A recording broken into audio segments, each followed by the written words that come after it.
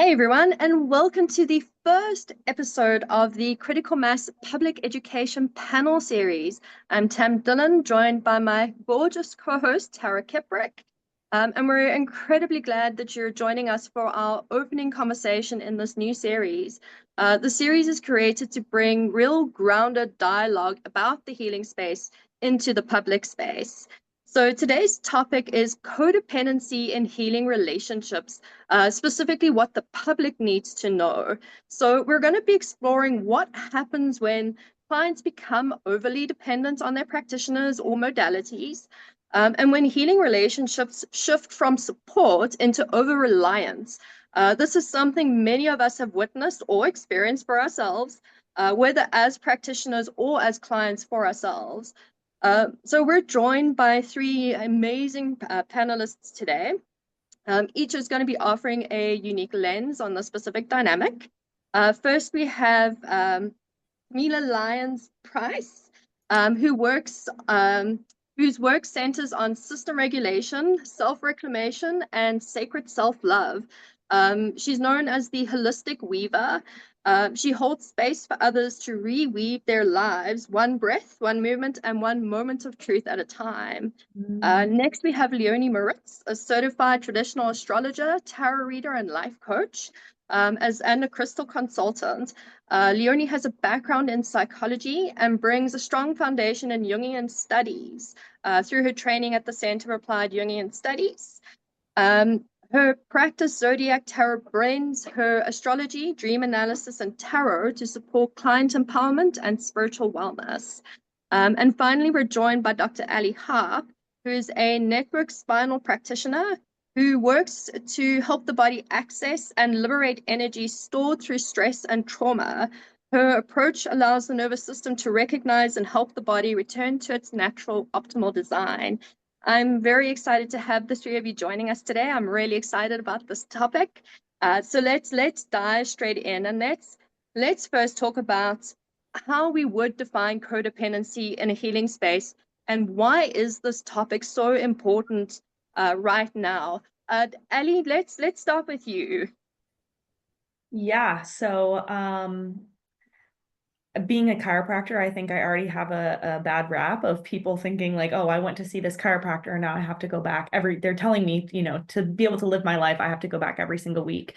So navigating that, I think seeing health in these, I guess not so much preventative measures, but like, life amplifying things that you get to do, especially with breath work, all the things that you lovely ladies do, really empowering people to realize that they're not only just for their health, for their well-being, but to seek more out of their life. So are you coming here into my office to be fixed? And also, if you are coming into my office to be fixed, what does fixed look like? Like, do you want to go back to the way you used to be, that you had a different set of issues that you were, trying to fix?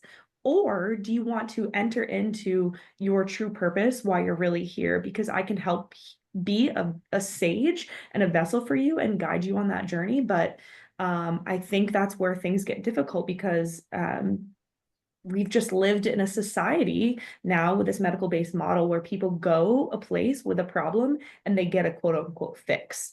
So when they go somewhere with, I see a lot of people that depression, anxiety, trauma, things like that, they come in and think like, oh, well, you're going to make this go away. Like, no, I'm not going to make this go away. I'm going to give you a greater bandwidth to experience emotion. So that these things that are trapped in your body that are creating this discomfort in your body is really just you avoiding feeling big emotions. And that's what we're on earth for, right? Like, we want to experience the highs at these beautiful highs, but on the opposite end of that are these deep, like, deep emotions of the lows that we're also here to experience. And that doesn't necessarily make them bad. They might be uncomfortable, but they're necessary to feel the other end of the spectrum. So really being a guide and a sage for people, and a coach too, to help people navigate those lows that we've been accustomed to, like, oh no, this is bad. I don't want to feel this, anger or this rage or this sadness or this grief. But also helping them know, like, it's a spectrum. Life is full of ebbs and flows, and I'm here with you for the ride, but just in the way you want your trauma to like go away. I can't erase the experience for you, but I can allow your body to have the bandwidth to experience the emotion that might be trapped from that previous trauma. So you can also now experience more joy, vibrancy in life, in your life, and excitement that this experience may have muddled or made more difficult to have these fun, exciting emotions too, as well. Yeah. I love that. That's such beautiful insight, and that point that you made where it's, why are you coming into my office? Like, are you coming here so that I can help give you the bandwidth to deal with the things you need to deal with, or are you coming for a fix? Like, where are you coming from as my client? I think that's one of the important things here is for the clients coming into your office need to ask themselves that question before they come in. Like, why am Yeah. I going to go and see Dr. Ali today? Like, what's the point behind it? Yeah. Tamila, have you got something that you want to add to that on what codependency is in healing relationships, and why this topic is so important? Yes, I would love to. I really feel that like codependency can, in healing spaces, can be where we kind of like unconsciously weave our worth, and purpose into someone else's healing. And I highly agree with like Ali, your client coming in and being like, hoping they already know exactly what they're looking for. Because sometimes I feel that we can get caught up in like that little belief of, I must do the work for others, or that we need to be like validated or constantly present to feel like we're doing enough. I come at it in this more in a sense of like from the practitioner, because we can sometimes get really trapped in that, especially, and then going into it even more, it's like, especially when we are in a space that we're kind of like a little bit on the fence, like I'm doing good and I know what I'm here to do and everything. But then there's that little thing that creeps up our subconscious mind, like, hey, you're not doing it right. Oh, look, they're having a bad day. I just ruined their day. No, you didn't just ruin their day. Like, this is a part of the journey. They got to feel it too. Like, that's how I feel about it, really. Thank you for that share. Leonie, have you got something to add to that question of what is codependency in a healing relationship, and like why the topic is so important for the public to know? Yeah, sure. So, I mean, I agree with everything that's been said so far. I think that codependency in facilitation relationships or healing relationships it can go both ways, as Tamala said. But for me, what I've experienced is, when a client or a practitioner becomes overly dependent on one or the other for safety or for healing or for the fix. So it's where they become emotionally or psychologically reliant on the other person, often to create a sense of safety or process or hope in their process. It's often an unconscious trait. We don't always realize that we are doing it, but it can become toxic. So we have to just be aware of that. And I think that it's very important at this point in time, because especially since COVID, there's a general sense of disillusionment and disconnection with people and collective trauma. And everyone is sort of waking up to seeking this type of connection. And as a result of that, they're reaching out to people like us to try and help them find a way or find a routing through the processes that they're experiencing.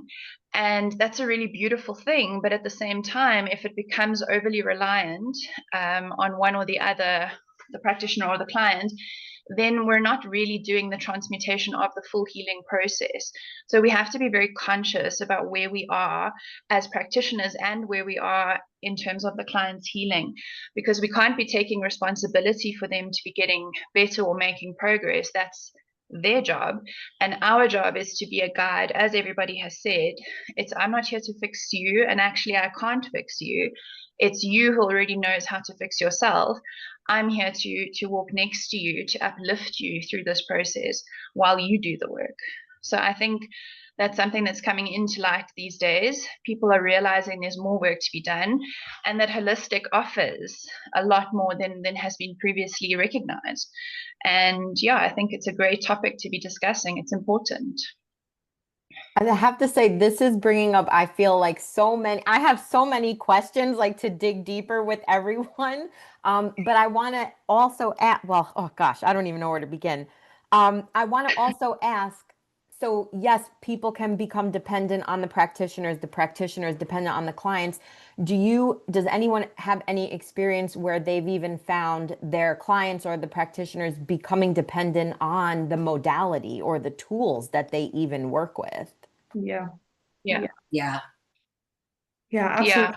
I had a circumstance where I had a woman come in that was, she just kept getting, because I feel for patterns in the body, because when our nervous system literally sends out a certain vibration, right? Because our nervous system is not based on electrical signals like we thought. It's literally vibration tones like music. So when your nervous system's stuck in a certain pattern, it's literally ringing out this sound, that's this filter that you're going through your life. So when people come in and they're constantly in the same stress pattern, or it's called a phase in the work that I practice, I'm like, okay, it's time to ask, like, what's going on here, you know? And I had this one circumstance where this woman who came in who experienced some really severe trauma in her life and had worked through so much. And of course, we all know, we heal in layers, right? So like we might process through one thing and then another thing comes up. And she just kept showing up. And I was like, hey, and it was a huge learning lesson for me too, of how I put myself in the like, what am I doing wrong? I need to fix this for her. Like, what is going on here? I must be missing something. Like, what is going on? So I thought like, okay, well, what did I even say to her? I think I said along the lines of like, hey, you also need to show up for yourself. And that shook her the wrong way. And I was like, wow, I have been creating this relationship that she's seeing these awesome results. And I'm subconsciously like, good job, Um, and then I was like, hey, you have to meet me where I'm at too. You have to show up for yourself. And it like shook her to her core. And she was like, I don't know if I can do this. I don't know if this is for me. And it was such an eye-opening, experience for me. But then after that, she came to me and was like, hey, I've been holding this secret from so many people in my life. And I'm finally like, this experience showed me that I'm finally ready to share this with the world and share this with other people. And it was such a huge lesson for me because it's like, wow, if I could have had that conversation with her before, we could have skipped all the drama and the frustration from both sides. And me taking a look in the mirror and being vulnerable and being like, hey, am I here as the hero? Or am I here as the sage, the coach, the friend? Because we've all seen, a princess, some type of Disney princess movie, and where there is a hero, there's always some type of victim. So when you do put yourself in that hero mentality, which is so easy to do when you see people, totally shift their lives and feel their bodies and systems changing, it is easy to go right into that, like, wow, I'm amazing at this, like, look at me go. But to have that, to be humble and just know like, wow, the body is so freaking amazing. Like, look at what their system has been able to do through this tiniest changes. And then also empowering and educating them with that. So like, hey, this is what I see and sense going on in your body. Like, how cool is that? Like your body has changed in, a month, 2 months, a week, whatever it may be. Like, this is the new bandwidth you have. Like, go see what you experience. Like, go see maybe areas in your life that you might have been like kind of making yourself smaller to feel comfortable, but like, go see what you notice now. Like, how cool is that? And I feel like that's just an easy way to put it, not, but put more of the responsibility on them than be like, this is what I did today. This is what we did, It's like, go see what you notice. How cool and how exciting that like life is new and different. You get to make new choices for yourself too. That's really beautiful. Thank you.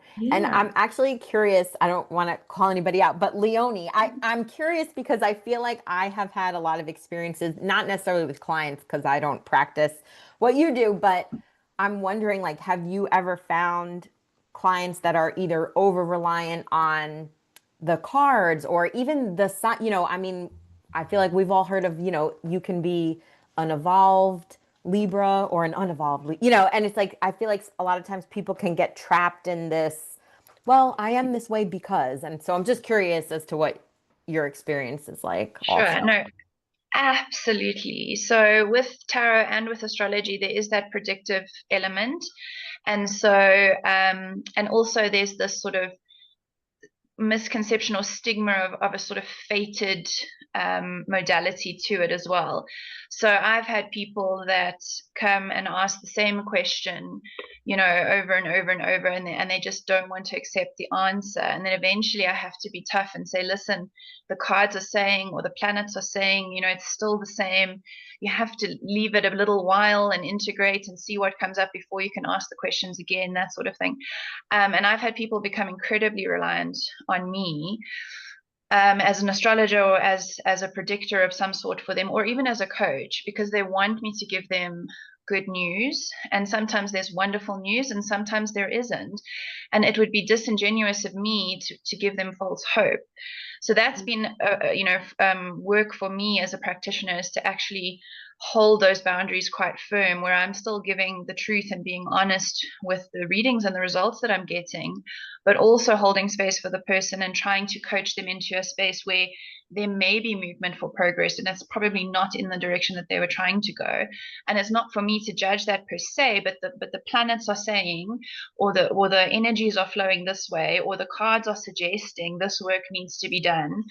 So I had a client that, sorry, I'm jumping around, but it also made me realize how I was being affected by codependency. Was I felt so stressed every time she would send me a contact, because I was like, I knew it was going to be an impossibly stressful question, and I didn't want to be wrong, and I was concerned, and I was worried what was going to happen. And then I realized, no, this is not healthy. It was when I was a lot younger, but she used to organize international sporting events and host these big productions, and we're talking millions and millions of rands, and she would come and ask me all these intense questions, and she insisted on doing it every single time, and it became very pressurized. And then I realized that it was something that I had to put a boundary in. And I said, I think you need to start trusting your own intuition, see how you feel, see what comes up for you. And then I've had the age-old toxic love relationship repeats. You know, is he going to ask me to marry him? Is it going to get better? Does he love me? And we go round and round and round, and until eventually we have to say, listen, what is going on here? You know, as Ali said, like, what is happening here? That is it something that I'm doing wrong? Am I not explaining it properly, or am I missing it? Is it something that I'm not seeing? And, you know, that's when I realized that all the boundaries have become blurred. But certainly with astrology, I try to teach people that it's a tool. It's a tool to empower yourself. So it's like a map. It's not necessarily fated. At the end of the day, your empowerment and your decision, and however you choose to filter through the planetary energies, is what matters. Because there's not only one interpretation in the world of astrology, there's multiple. And it ultimately depends on you. And I believe through doing my own work, I changed my own stars and the way that they spoke to me. So I do believe it's possible, but we have to be conscious about how we do it.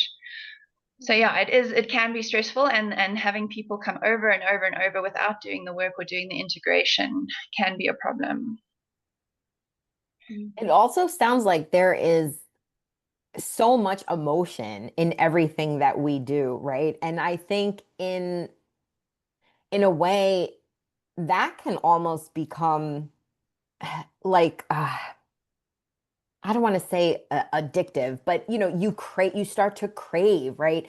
Whether on the practitioner side of like Ali was saying, like, oh, good job, me, you know, or even on the client side of feeling that rush of a breakthrough, right? And then not necessarily being prepared for the other side. Like Ali said, you know, you have those wonderful highs and they can meet up with those gut wrenching but also beautiful lows. And so I think, I don't know, how do you handle that kind of emotional aspect of everything? Tamala, do you want to share with us?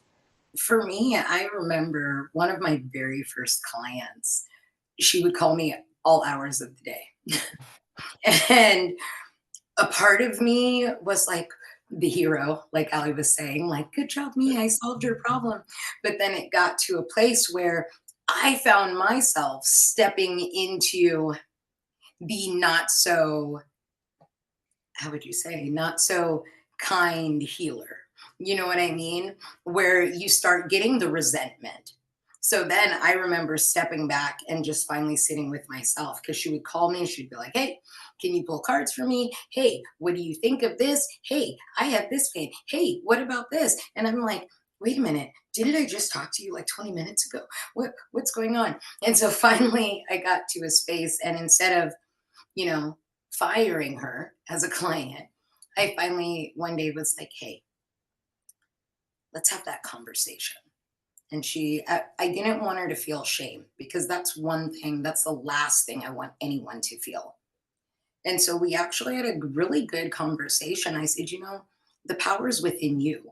It's not me that does any. I said, what I do is we talk, we communicate, we weave together and work together to make that ebb and flow. And I said, so when it comes to the cards, I was like, because I read playing cards, and I was like, so we'll talk. When it comes to the cards, we'll maybe do that like once a month or something. I said, but one thing I want you to do is tap in and listen to your heart, and really listen to what you feel. I said, it's not what would Tammy do? It's what will you do? And she's like, wow, dude, you came to me so, you came to me like really real, and I don't feel bad. I said, you shouldn't, because this is part of life. We will learn and we'll move forward. And if we don't like something, we can say, hey, I don't like that, and not feel bad about it. So I'm like, I feel it'll work out, you just gotta let it be, I don't know, soft and kind of a little bit firm. Well, oh, go ahead. Sorry, I just wanted to say that's such a good point that Tamil is talking about, that's so important in terms of healing codependency in relationships from a psychological point of view, is for both parties to be able to express their needs without retribution or punishment or some kind of negative fallout, because that is one of the reasons that the enmeshment occurs, is that one or the other is looking for safety or looking for emotional security or trying to people please, and the boundaries and their needs get completely mixed up and neglected. So Tammy raised an amazing point there, to be able to have these conversations with people that are expressing codependency in some kind of form is so important, because then they also get to learn and experience that they can explain themselves and it's not met with hostility, and that it can also move through into like a healing space. So I think she just pointed out something so important there. I want to go chat a little bit more about the hero victim relationship that Ali raised earlier, because I think those two terms are really powerful, like hero and victim. Like you just have this relationship going on, and traditional systems, and how possibly traditional systems like Western psychology, or going to see your doctor, your traditional systems, clearly they're not supporting the people, and they're not giving people what it is that they're looking for. So they're turning to holistic therapies or cards or their astrology chart, or maybe I need an alignment, or maybe I need another sound bath healing, or maybe I need to do something else. And I think the lack is coming in where they're maybe going and doing a sound bath, or having the cards pulled, or having their chart done, and they're having these really big, profound aha moments, and that feels amazing. I mean, we've all had our aha moments, and it's like the dopamine goes and the body goes, and we're like, oh, this is amazing, this is awesome. But then comes the integration, and the integration part is where perhaps in the traditional systems, they're running away from the integration aspect that comes from the traditional systems, and kind of looking to bypass that by, let me go and have my cards read. The cards can tell me what to do, or maybe there's something off in my energy field, or maybe it's past life trauma that I'm carrying around. So looking to kind of shift their stuff away from themselves, bypassing, and shifting it onto the modality and looking for that quick fix within holistic spaces. Let's chat a bit about that. Ali, do you want to give some input into that? Yeah, I would love to. So there's a really cool series of that the creator of Network Spinal, his name's Donnie Epstein, he made this whole series of healing called the 12 stages of healing. And it gives a really awesome perspective of this because it shows kind of where people get stuck in this healing process and they get that hero victim, dynamic where they get this hit of really good and then, oh, well, that person's not helping me anymore. So now I need to go here. And this person's telling me what I need. Kind of like you said, Leonie, like she just keeps coming back in to say like, the guy's not going to propose. Like, I don't know what you want me to tell you. So it's, like I said, it's 12 stages. And stage 1 is just like pure suffering. When people don't even think there's nothing out there that could ever help them. And then when they get a little bit more energy in their system, it's polarity. So it's like, okay, well, I know there's something else more for me, but it's not on me, it's on you. And that's when people usually go to like a doctor or, like just any kind of medical professional, really, even in the holistic space, like, okay, well, this is what's wrong with me and you need to fix it because you know how to fix it. And then stage 3 is like, wow, okay, that didn't really help me. And I just feel really stuck. Like, what is going on? I just feel stuck. Like, maybe I do need to make different decisions. And 4 is, I'm taking my power back. I can't do this anymore. I can't live this way. And it's like almost seeing a bird's eye view of it, like, oh my gosh, how have I been living my life this way? Like, I need to make new decisions. And that's hard to do. So people usually get stuck at that stage, literally stuck at stage 3. That's what it's all about, of like, wow, I keep trying all these things. It's not on me, it's on them. It's not working. And now I'm stuck. And now their energy drops again. And now they're just suffering. Wow, nothing's ever going to help me. Here I am. And that's even, like I said, in the holistic space, it's people bounce around from each person. So that's really why this conversation is so, I love we're having this conversation, because that's where we get to step in as practitioners and say, hey, just because you feel stuck, that's okay. Frustration is more energy in your system. And frustration you can do something with. Use that as an action step to propel yourself forward and know that there's more out there for you. Use that frustration, use that anger, use these like uncomfortable, like almost, I see it as like a revving of the engine, right? Like you're starting the motorcycle, like revving the engine, like press the gas, let's go. See what you can do with this different level of energy. Like, because people will come into my office like, man, I just feel frustrated. This isn't going away. I feel angry. Like, what the heck? I'm like, that's amazing. I love that. That means your body has more availability to now choose something different for you. And it's like, oh, cool. Most other people would be like, oh, I'm sorry. Maybe I can't help you. Maybe there's no help for you. And it's just like validating their suffering, right? And then it's just back to that hero victim dynamic. So yeah, the 12 stages of anybody, it's a really good book. It's called 12 Stages of Healing, but and I do give it a lot of times to my patients because they're like, wow, I didn't realize like I've gone to do all these things and in reality I'm just like spiritually bypassing. Or I had this one lady who read it and she was like, I've always been in the spiritual community and I never felt really like, I always just felt like there was something wrong with me because I just couldn't connect. I didn't have the really like the bandwidth to connect. And so she kind of just got like, pushed to the side, like, oh, well, you must not be whatever. You're not enlightened or like spiritually, whatever. But it's like, just bringing it back to giving people that power and educating them, like, it's going to be okay. I'm here to support you, but you have to now make different choices for yourself. As you were talking, I was kind of thinking like, it's like a person who, knew every single thing about nutrition, knew every single, workout there could ever be. And they're like, I have all this information, but like, nothing's changing. But they aren't going to the gym. They're not changing their diet. Like they're not making any changes. So it's like, okay, well, you can have all the information in the world, but if you're not applying that information, like reading up on exercise all day is not going to, do a single thing for you. So yeah. I love that. I love that insight. And thank you for the recommendation on the book. I'll make sure that lands in the video description as a resource because I think that's really great. Tammy, what do you think is when you see clients doing that spiritual bypassing in sessions, where do you think that's coming from? Is it just fear, avoidance, just wanting another aha moment, quick fix, or what is your experience there, Tammy? Dopamine. Like, I think that I really do believe that it's that dopamine that I think it was you that said it. It's like something good has happened, this great, amazing thing happened.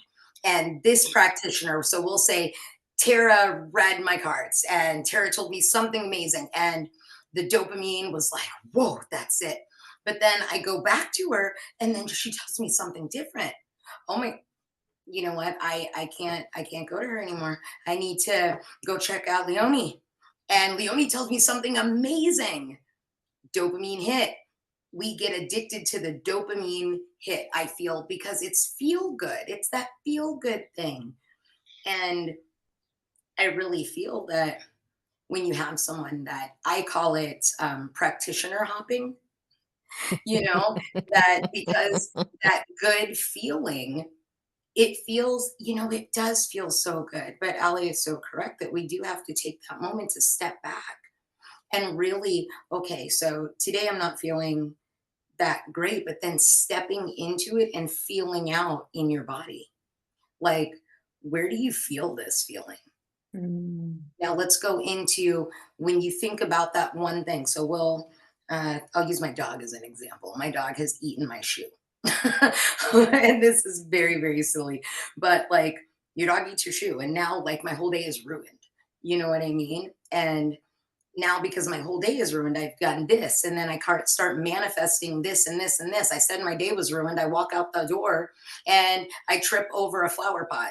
You know, I have flower pots out front of my house, but you know, and then somebody cut me off on the road, and we continue to keep manifesting all these bad things, right? Well, when you stop, you take a breath, and you begin to feel in the body. Well, it frustrates me that my dog ate my shoe. I feel that for me, I feel my stress in my neck. And I know that when I feel stress in my neck, that tells me stop. If it's for 5 minutes, if it's for 2 minutes, if it's for an hour, stop and really sit with myself, which is, I totally got on my soapbox. I apologize, me and my soapbox. But, you know, I think that we can step into a space and instead of reaching out to a practitioner, you know, all of you ladies have talked about, you know, be leading people back to themselves.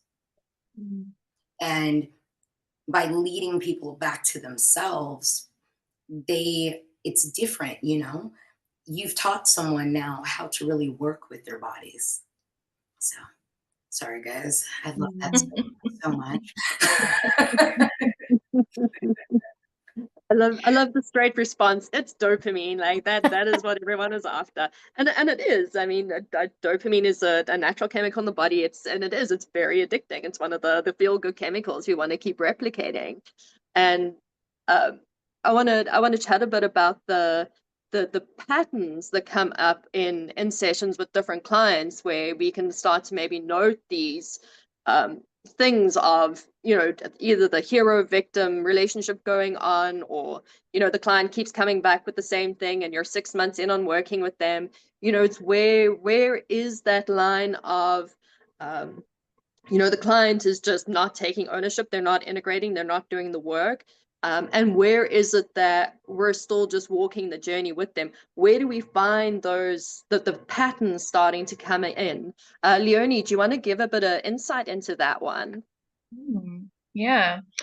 So I think for me, red flags that I look out for is the kind of revolving door energy. So in other words, they just keep coming back and they keep coming back, and there's a sense of urgency to you know, like Tammy was saying, you know, every hour of the day, or you haven't responded, this is really urgent, you know. There's no sort of self space being occupied or held in those moments. So those can sometimes be red flags for me. But then also what I've noticed is when they become overly reliant. So in other words, something's come up, I'd just like to check what you think, or I can't do this without you, or I need your input on this thing. Those are kind of red flags for me, that I realize that this person is becoming sort of too dependent. Other things where I try to be conscious in terms of my clientele is, I don't want to reinforce dependency in any sort of way. My aim is always to try and encourage their own sovereignty and autonomy. So when that stuff starts happening, I just say, look, I'm booked up for the rest of the day, or the rest of the week, or whatever it might be. And then I'll say, but what do you think? What is your intuition telling you? Or how do you feel about this? Or considering we've spoken about this 3 or 4 times already, what do you already know about the situation that you think might help you? And then I coach a little bit more, as opposed to just jumping into another session per se. Yeah, and then just in terms of the revolving door is not only something that happens in our sphere. I think it happens in traditional medicine and traditional healing practices a lot, and allopathic specifically, because a lot of their stuff doesn't consider integration. So when you go to the medical doctor, they give you some kind of chemical that suppresses the process, whatever it is that's happening. We have to stop it because it's causing dis-ease or discomfort. So we have to medicate it away.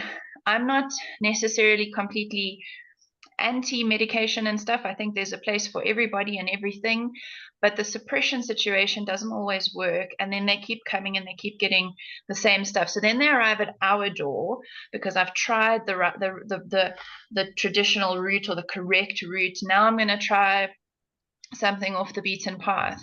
And then you end up with excess or concentrated resentment, because now if you fail, then it's you that's failing at this situation. So that can also be a warning flag or a pattern that sometimes happens. And you need to work through that with your clients. So I understand that you're frustrated with your condition or your situation or whatever it might be, but I'm not the only one who hasn't been able to help you at this point. And I'm trying to ask you to go a little bit deeper, to do some integration, to go and see the root cause.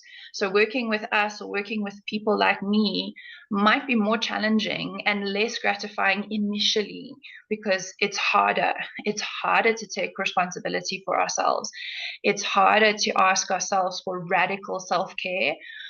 And we can come up against that kind of thing. But I think that, as Tammy said, and as Ali said as well, you can't leave people pushed to the side. You have to give them an opportunity. So I lost my way a little bit there, but that's kind of what I was thinking as you were speaking. That's perfect. Thank you. And I think that there's also the perception with the industry that we're in the spiritual spaces and holistic spaces, that there's there is the whole love and light aspect, and there's the glamorized version, and there's the whitewashed version of it.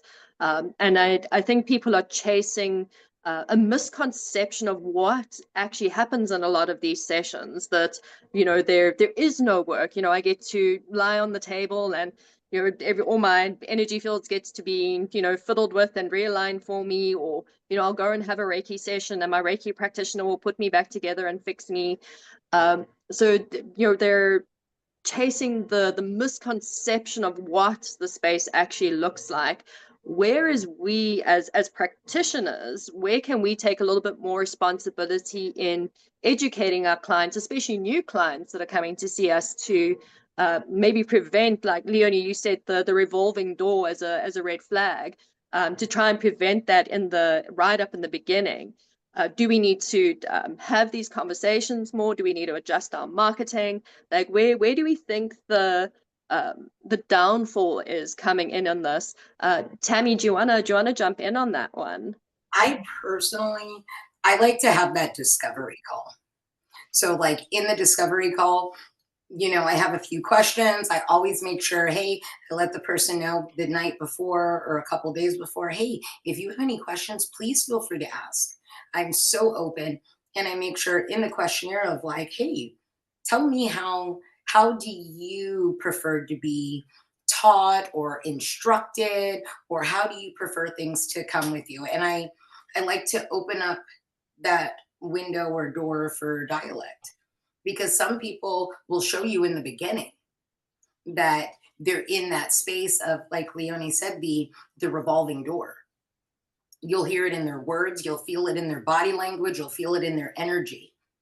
And that's why I always like to make sure meet way before, like 2 weeks before we actually have a sesh, because I think that, like, I don't want them to get the wrong idea and then I end up being the villain because I didn't heal their problem.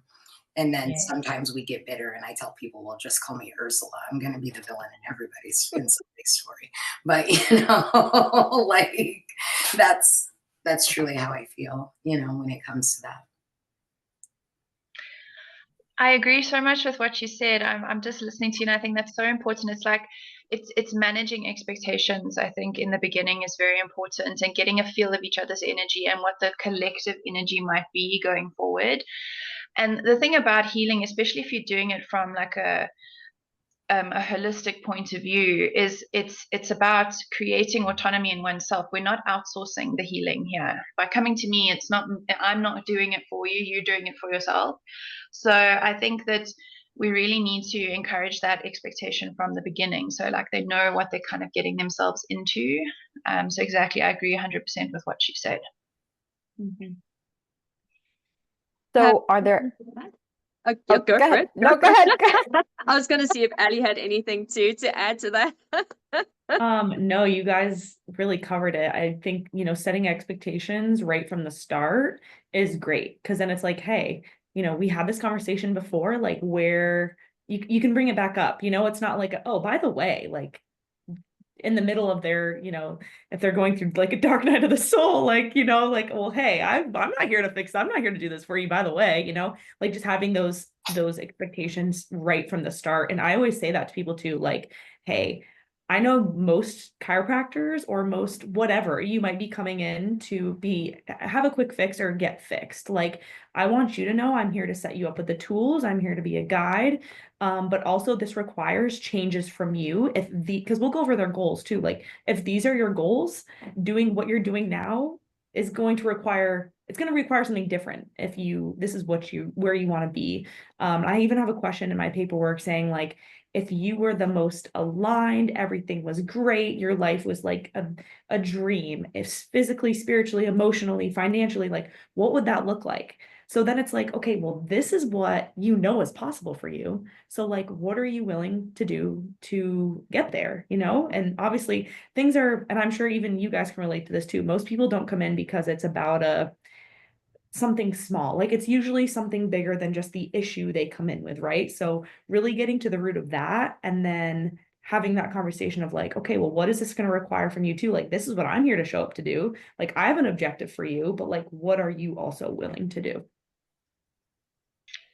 Yeah, Alice just reminded me, like, because Tam, you were talking about, the people who sort of glamorize spirituality. So there's two things I want to say there.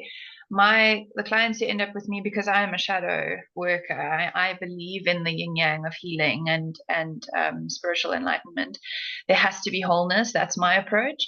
So when they come and work with me, the shadow stuff, intentionally or unintentionally, known or unknown, it just seems to enter the space. Whether I want to, I'm like, this is going to be a light, gentle chit chat about whatever. There it comes. Then when we have to start working with it. And then the other thing I wanted to say is, I think that is the completeness. That is where the real healing works. It's in the shadow, which is the fertilizer, where we can grow our dreams, like Ali is saying. And then the other thing that I wanted to say is, the over-reliance on the modalities is also important to recognize for our clients and for ourselves, because replacing addictions, dependencies, problems, issues that we have with spirituality, yes, it's much healthier. Yes, there's a goal, at the end of the day. But if we're not doing the work, and if we're just bypassing and expecting our practitioner to heal us, fix us, and projecting all of our expectations over there, we've essentially just taken the dependency from one place and put it in another place. I understand that there are healthier spaces that we can project our dependency to, and that is admirable, especially when you're first starting out, because you've identified this issue and you found someone to help you, you're taking corrective action. But it's to keep the progress growing. We don't want the practitioner to become the crutch, or the modality to become the crutch, because then growth stalls. And I feel like when that's happening, that's when we start to, as practitioners, pick up the responsibility of what's supposed to be happening. So no disrespect to the love and light guys. I think there's a lot of value there as well.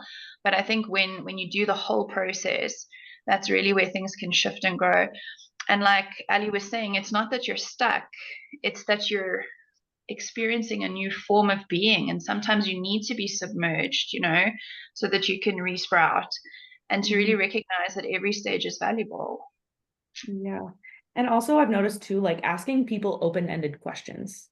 So like if someone is coming to you, like, what do you, like you were saying, Tamala, before, like, well, what do you think? What is your opinion? It's like, you don't care what I think, really. You want validation. And so just putting it back on them, like, well, what if it looked like this? What if this could be possible? What if, and then they're like, oh, okay. Yeah, I guess that doesn't really matter. Like, oh, okay, yeah, totally. And then they're choosing, like you're putting the ball back in their court and they're choosing to make the shift rather than you just, like brain dumping on them and being like, well, I think that blah, blah, blah, blah. Because then it's really not them choosing for themselves, and it's allowing them to have their own process and like realization on their own. And I think that a lot of the time too, like I totally agree with both of you. I think that sometimes we get people that have dealt with trauma, right? Mm-hmm. And they're used to that codependency with like a parent. So then we start, in a way, we become like some people will attach like we are the parent. Like when I've had an asshole, like, what do you think? What do you feel? And well, and like you said, they want validation. Well, this is what I think. And I'm like, well, what if this happened? Well, but this is what, take a moment, sit back, and what do you feel? What do you think about it? Because I think that sometimes that parenting, that's what they're expecting. They're expecting the validation and they're expecting a parent. And that's something here to help you grow. Yeah. It kind of leans into that realm of unmet needs that comes from perhaps childhood. They've grown up in a house where they didn't have these needs being met, and they don't know what it looks like to have those needs being met. Now all of a sudden, here's this person who's an authority on a specific modality or a specific practice, who's now giving them that's meeting those needs. And I think that automatically just hits into the dopamine, and the dopamine's like, yay, I'm being seen, I'm being heard, I'm being validated, I'm getting all of these things. I love that you've brought that up, where we're stepping into that thing of parenting our clients that are coming to see us, and our clients now looking at us in that kind of parenting role of, you guide me, you tell me how to do this, you show me the way. And we're, again, that whole thing of bypassing it onto the practitioner. You've got to come back to yourself, and you've got to do that work for yourself. Tara, I know that you wanted to climb into something, so I'll hand back to you. Well, no, I was just going to say, so it sounds like everyone, is very good at, in the beginning, like setting these kind of expectations, right? We're kind of presenting boundaries. But I was going to say, so is there anything, and I would love to hear from all three of you, because you do practice very different things. What are some of the things that you do while you're working with someone that encourages them to not become codependent and to develop that trust within themselves? So that, I mean, I always say, like, I don't want to work with you forever. My goal is to get you, right? Like, get you trusting yourself. So, what are so Tamala, tell us, because I see you reacting. And I'm like, oh, geez, I'm not alone. But I do like the 3 months. Like, that's what it is. We're like, I set it up. I do 3-month coaching, 90 days. And if they do come back and they want to do a second round, that's great. But I always say, I don't want you to want to work with me forever. Not that I don't not that I don't enjoy what we're doing. This is great, but you're supposed to grow. And, I was like the little birdie fly, and they always end up laughing.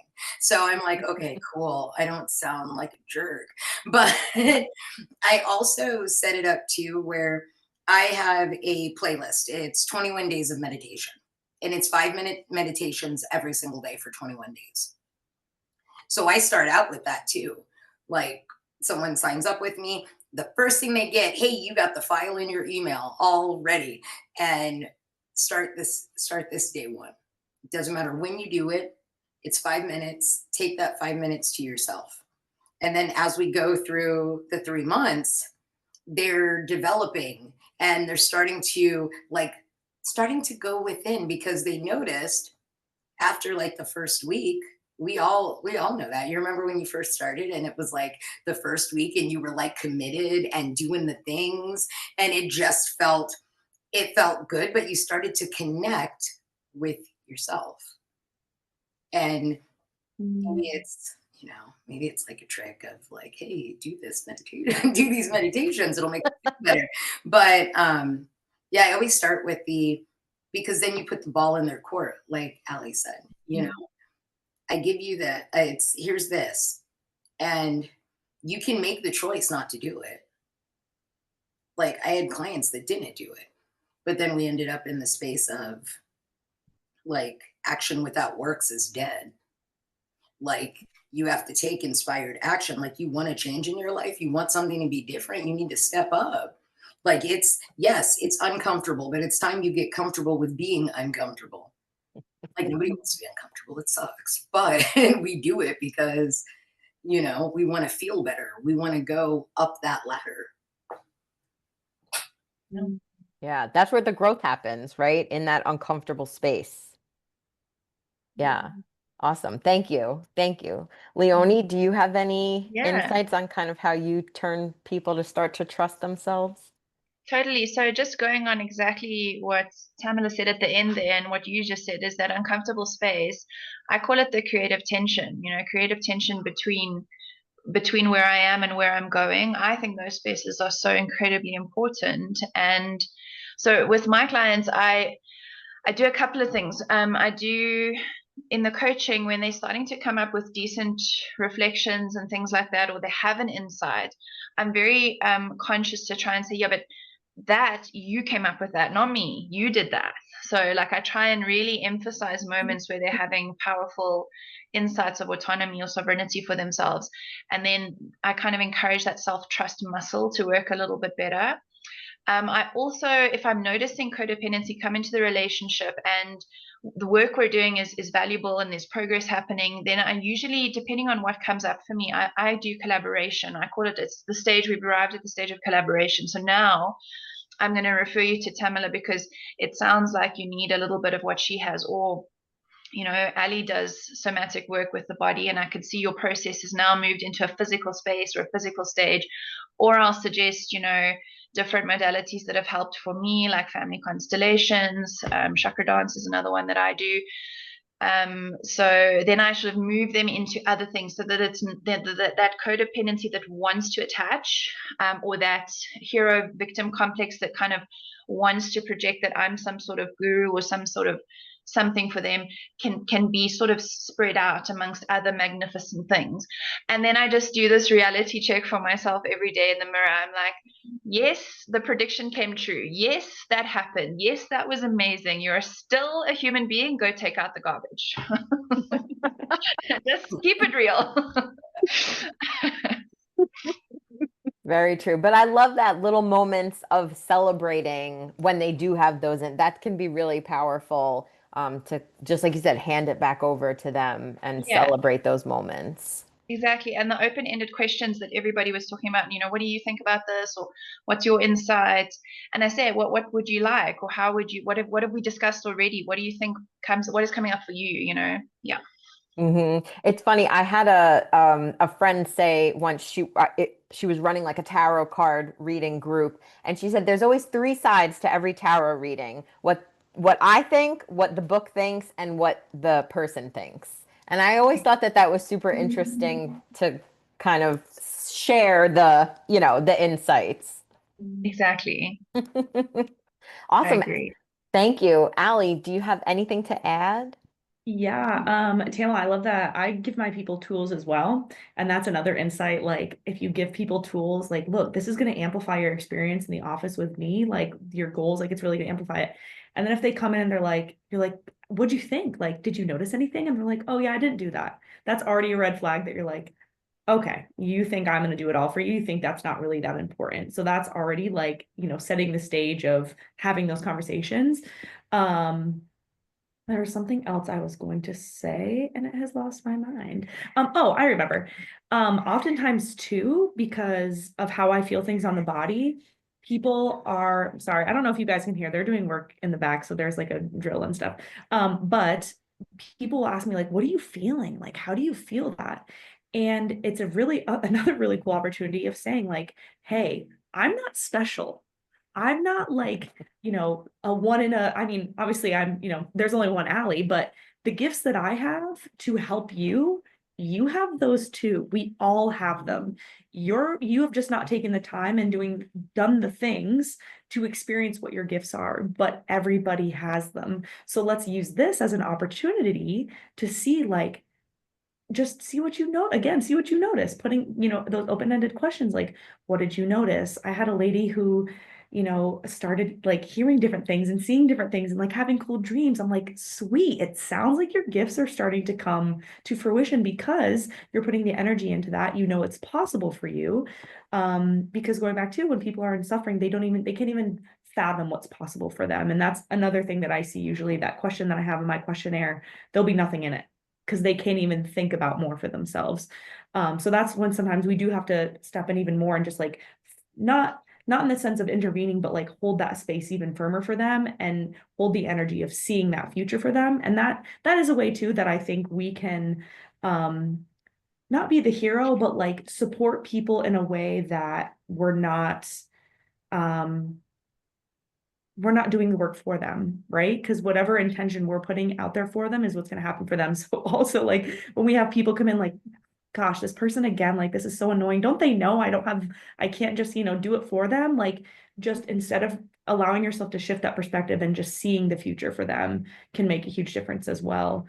But yeah, just empowering people like, hey, I'm not special. You have these gifts too. Like I've just, practiced them and put energy into them. Like you can totally do this too. You can, because oftentimes people go, I'm especially Leonie, I'm sure people go to you to like get the answers thinking you have this like special magical, which not that it isn't special or magical, like, but you're the only one that can tap in or tune in, like, hey, I'm here to show you that there are these answers out there for you, but you can also tap in and tune in. We all have this gift.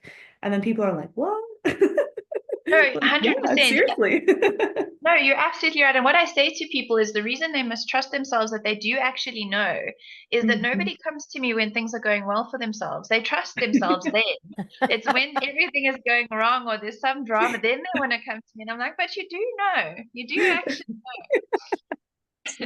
Absolutely. Into their life. You know what I mean?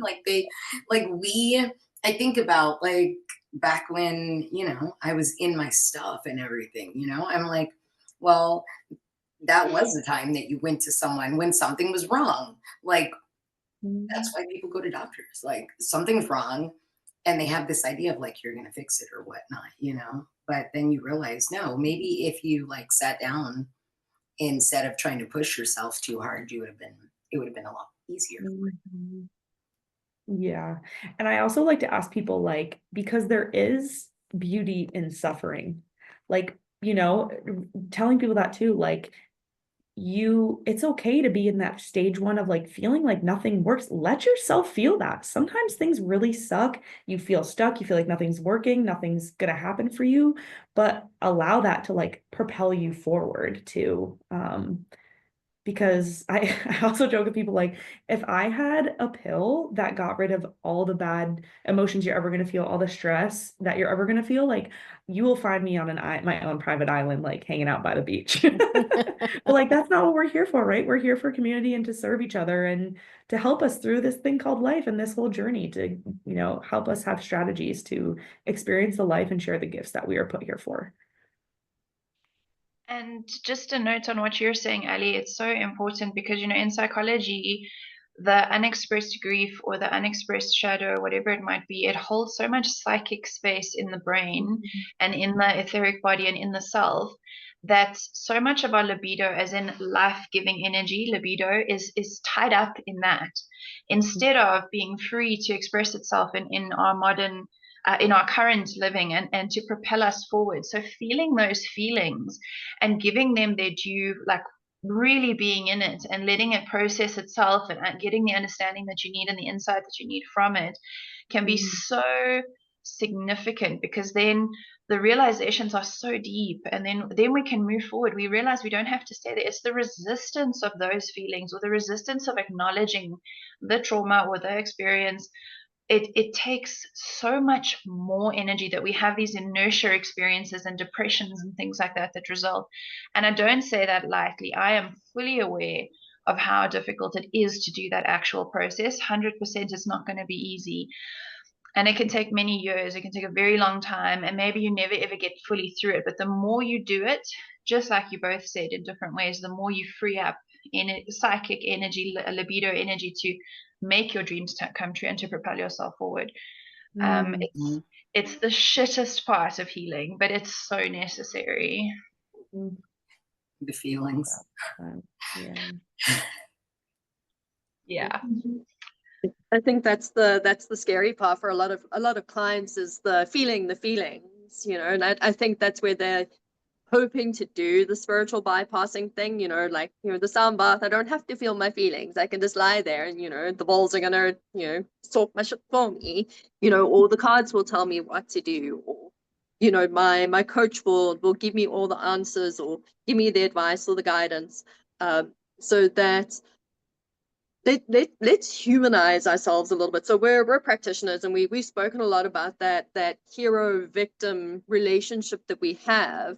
But whereas we, being the clients, where have we kind of stepped into that, you know, spiritual bypassing, or, you know, let me lean on this modality. And I've done it. So tarot is my longest standing modality that I've worked with.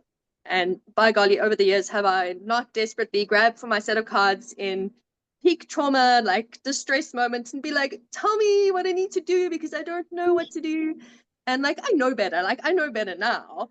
I still have days where like the stress hits in, and I'm like, where are my cards? And I'm like, no, don't do that. You know better. But like, let's humanize ourselves a little bit and chat a bit about our own experiences in, you know, doing the spiritual bypassing, and, you know, let's go for another thing, or let's pull some more cards.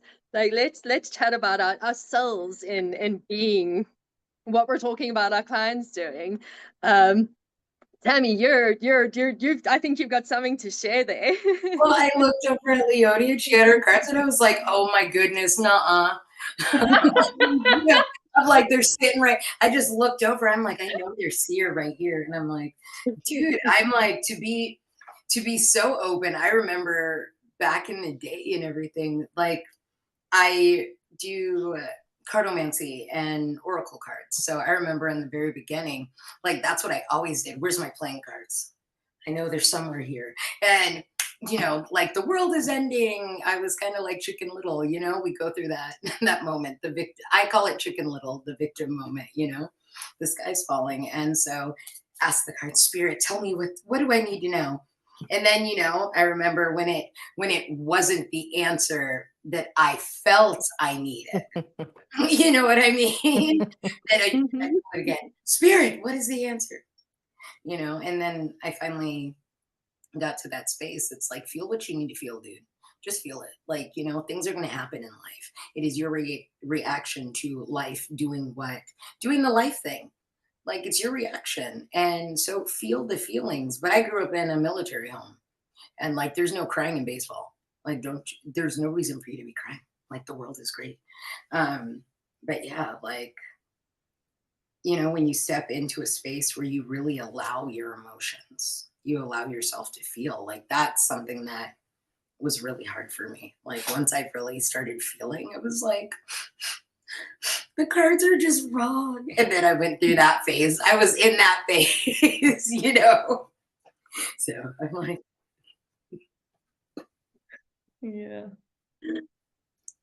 you have anything to add to that, Ali, about your personal experience in yeah, the absolutely. codependency? Yeah, I think it's safe to say we can all be here and talk about this because we've had the experience for ourselves.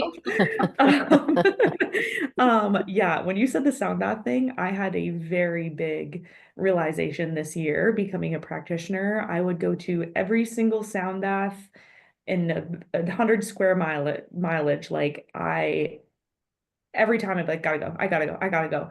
And then I had the realization, like, why am I going to all of these? I'm just trying to numb out and like, listen within.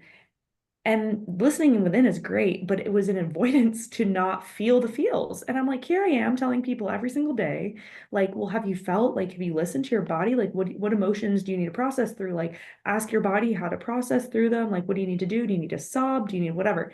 And I'm like, here I am giving out all this advice and like educating people. And like, I'm totally bypassing it myself and like, going to a sound bath all the time, like thinking that that's going to be the answer. So that was a huge wake up call for me this year. So just like allowing myself to lean into the tools that I already have, I already know, and letting myself get really uncomfortable. Because I think too, there is almost like this weird obligation as a practitioner thinking like, feeling like I need to present myself like I have it together all the time but also that's leaning into the hero victim mentality because it's like, well, if people are depending on me, like I have to have it together all the time. Like no one's depending on you. You have to set boundaries for yourself.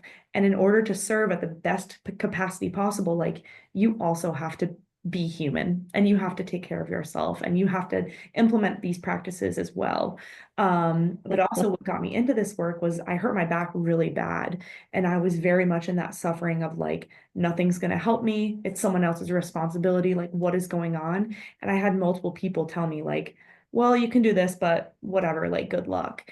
And it got me again, like that frustration, that energy of frustration to propel me forward. I was like, enough of this. Like, this is nuts. This is up to me. So I think it is beautiful too that we've allowed those experiences to propel us into what we do now and help other people and help guide other people. But yeah, I've definitely been through it myself. I mean, everything's a practice too, right? Like just because you give people the tools doesn't mean like you're going to be perfect the rest of your life. Like everything is we're always learning. It's a journey. Like there's going to be plenty of things we're doing right in this moment that, a year from now, we're going to be like, oh, wow, why was I doing things like that? I'm so happy I have this new perspective. So just giving yourself grace, like nobody's perfect. We're all human. There's going to be times where you let yourself be stuck and feel like crap and do nothing about it. And then wake up and be like, wow, why was I doing that? I'm so much more than this. I have a bigger calling. Like I need to make a difference. I need to make a different choice, So yeah, we're all human. I love the raw honesty going on here. Keone, do you have anything to add to the human side of being a practitioner? So, I mean, I obviously I had mentors in the game, that I relied on. And they were amazing influences in my life. But I also had that sort of seeking validation from my mentors or my guides or my teachers, which initially was appropriate because I was learning, and then later became maybe a little bit like I was frightened to take action without their input. So that was part of the growing up process where I had to do that thing that I was talking about allowing integration, listening for my intuition, trusting myself. And just, I remember my one mentor said to me, because I phoned her about this, I think it was about, I had a job opportunity come up and I was like, what do you think? I don't want to make a mistake. And then she said to me, there is no such thing as failure. There's only feedback.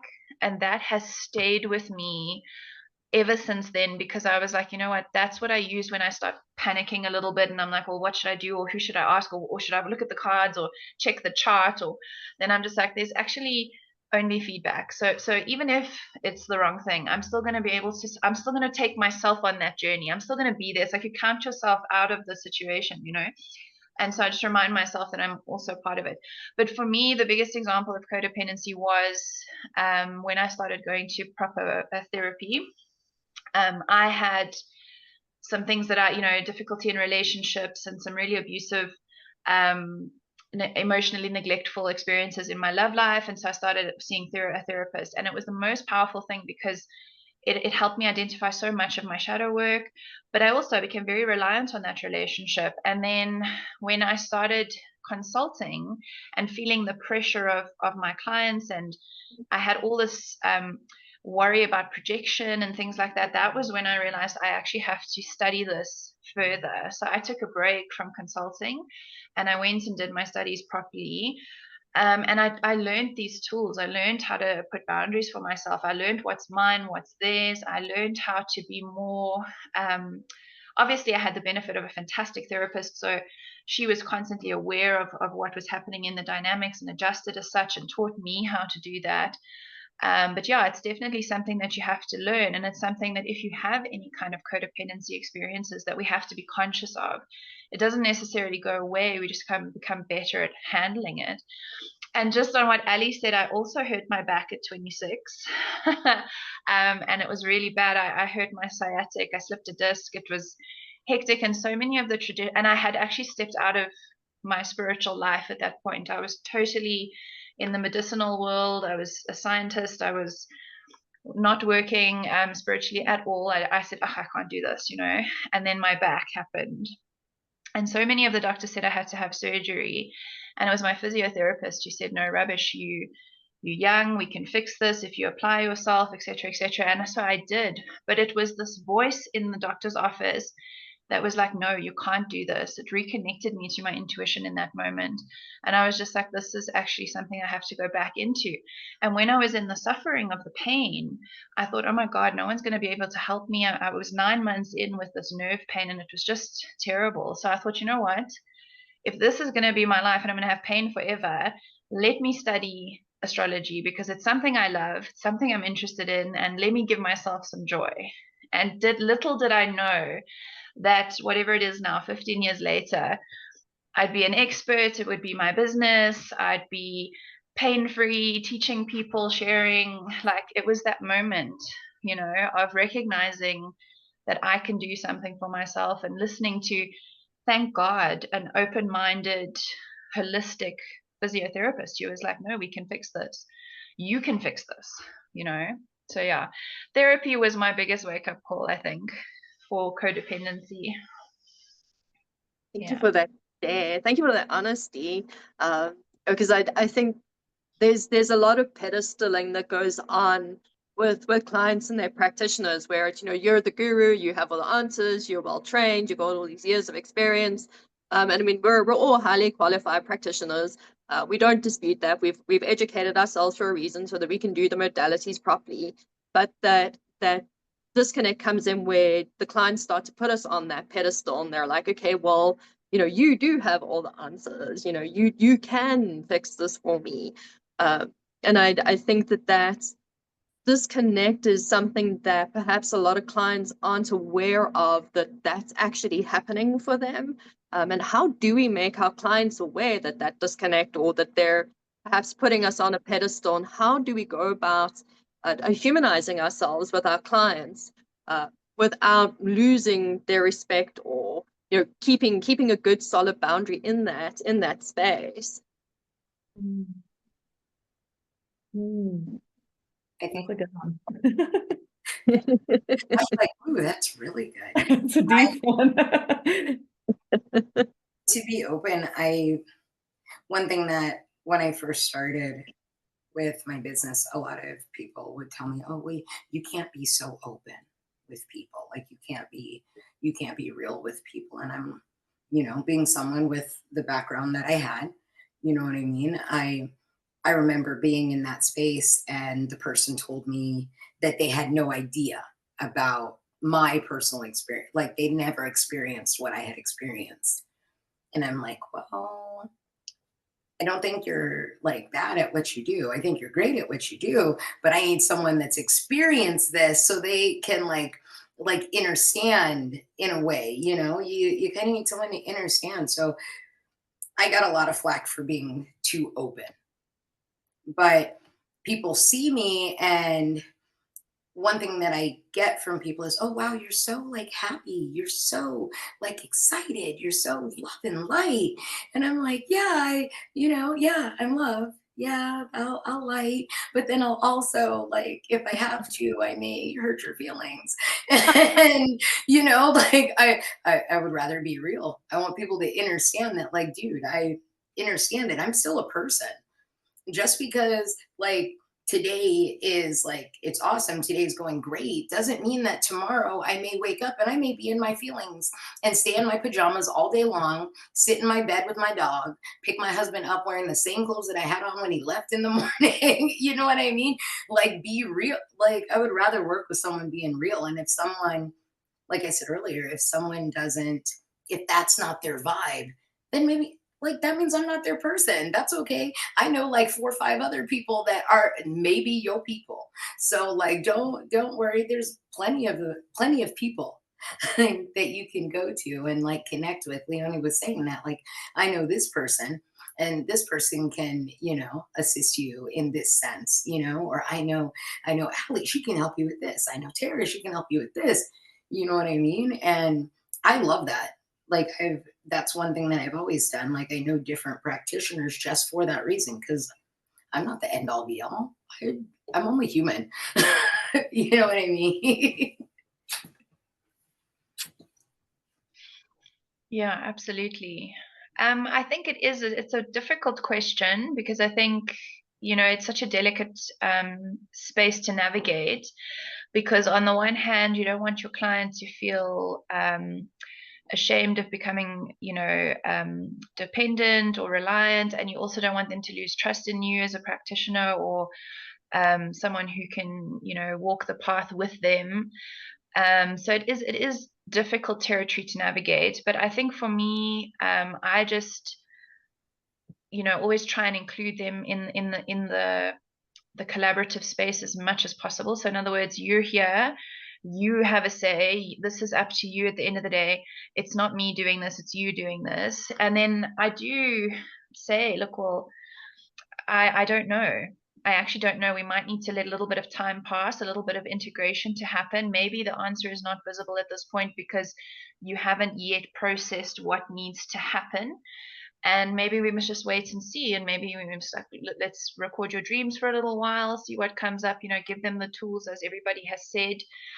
And then I tell all my clients, part of my setting expectations in the beginning is I said, this is a real space. So if I'm saying something to you that doesn't resonate, I want you to feel safe and brave enough to tell me that. Because as with the crafts that I do, if there's multiple interpretations, right? So I can be intuiting and I can be feeling that maybe this is what's happening, but maybe it doesn't actually resonate. And my biggest teacher and my biggest tool that's helped me hone my craft is when people have come back to me and said, no, that didn't work. It actually played out like this. And I've just taken it in, and instead of feeling sort of humiliated or faulted or whatever it might be, I just actually use it as a learning curve. And my clients understand that about me now, is that I'm a human. I'm using ancient systems of communication that are amazing and that are powerful, but I am also only human. So together we'll work through this process. And those have been the most authentic conversations, as Tammy was saying, have really resulted in some very powerful shifts and changes for my clients and myself as well. I've learned and grown as well. And I love what you were saying about being so direct with people. That, like, little spiritual bitch slap can be important, because people might hate you in that moment, but I do believe that a lot of them will take it. Eventually, one day they'll realize, wow, you know what? Tammy told me. She told me in 2015 and I didn't listen, but she told me. And I just think that's so powerful if you can actually do that eating of the shadow, that Ouroboros that is implied in psychology, is to actually take the stuff on. It's hard, but it's so helpful. So yeah, I can make mistakes. I'm not perfect, but thank God I've been doing it for a while. So it doesn't happen that often anymore, but it's just I also don't know. I don't have the answers. I'm a mirror, not a map, I think that's so well put. Not a mirror, not a map. And I think a lot of people come looking for that map, where they're like, hey, you give me the direction, you give me the answers. And it's like, no, let me reflect back to you on, like, what's actually happening here. Ali, have you got anything to add to the pedestaling side of the work? Yeah, definitely. I holding a certain level of authenticity, I think is super important while also standing firm in your knowledge. Because I know all of us have put a lot of time and effort into educating ourselves to help and serve the people that come see us. And then there's also an aspect of when you enter the office or you enter a session with a person, navigating if you're having a terrible day and you're in your stuff, to leave that at the door. So it is a difficult balance finding that, being authentic and not just like putting on a fake smile, but also, leaving your struggles at the door to come in an energy rich state to serve this person. And that's definitely something that I, being a fairly new practitioner, have learned a lot. You know what I mean? It's definitely like a really a difficult dance and balance, but I know personally, like I'm so much more apt to feel safe and open to things with someone that I feel like is real and raw. And so I, pride myself on just being real, raw, and authentic, because I know that's going to create a space for people to feel that they can be themselves when they come into my office, and they don't feel like they have to put on, like, if I say, hey, how was your experience of the week? Like, what's going on? They don't feel like they have to just, oh, I'm great. Everything's great. Everything's fine, or whatever it may be. So yeah, navigating that balance of, showing up your best self to serve that person, but also being vulnerable, authentic.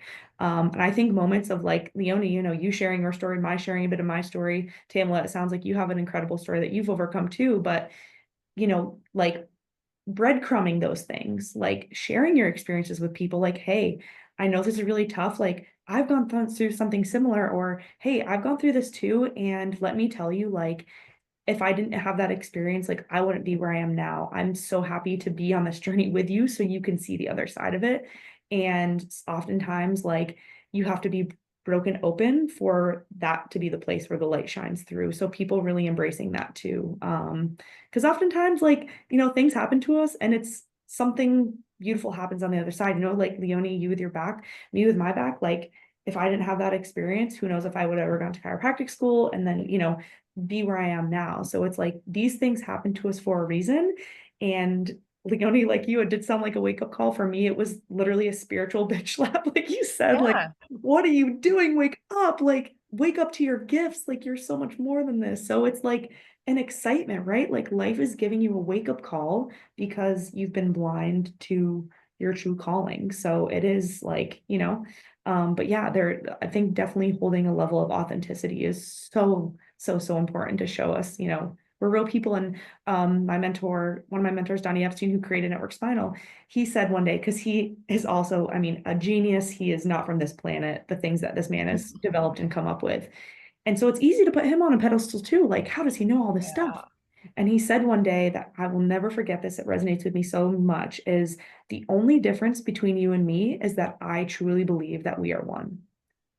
And like, yeah, Wow. it's true. It's so true. Like, he doesn't have anything special that I can't tap into. It's just he has this deep understanding that we're all connected and how that can play out. Yeah. I love that. That's beautiful. Yeah, yes. Absolutely. Stunning. And a lot of us, like, we talk about that being like connected, we're all one, we have that unity. And to have someone who is ahead of us reiterate that for us, like, hey, just because you're over there and I'm over here doesn't mean that we're separate. We're still the same. Oh, I love that.